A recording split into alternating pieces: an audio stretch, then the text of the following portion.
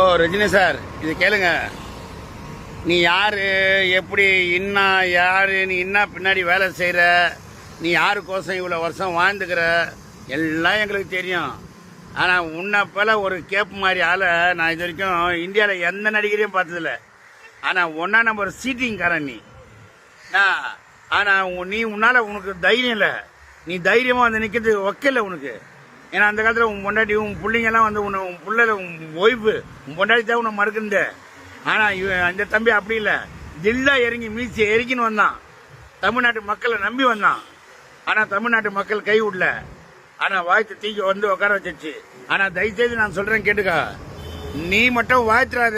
தயவுசெய்து தம்பிய நீ மட்டும் வாழ்த்துறாத. நீ எல்லாம் என்ன மாதிரி ஆளுன்னு எனக்கு தெரியும். பின்னாடி நீ என்னென்ன வேலை செய்யற, என்னென்ன பண்ற.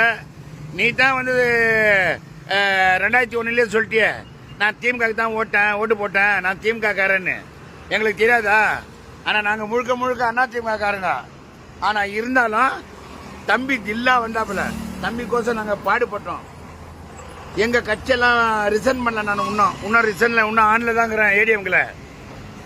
ஏடிஎம்குள்ள பகுதி கழக துணை செயலாளர் தான் இருக்கேன். பாரு என் போட பாத்துக்கோ.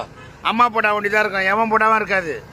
ஆனா அந்த மாரி வாழ்ந்துங்க. நாங்கெல்லாம் உண்மையை பேசுறோங்க. எப்படியா இருந்தாலும் தம்பி, இந்த விஜய் தம்பியை கெளிக்க வைத்து இந்த தமிழ்நாடு இல்ல உலக நாடு ஃபுல்லாவே ஜெபம் பண்ணிச்சு.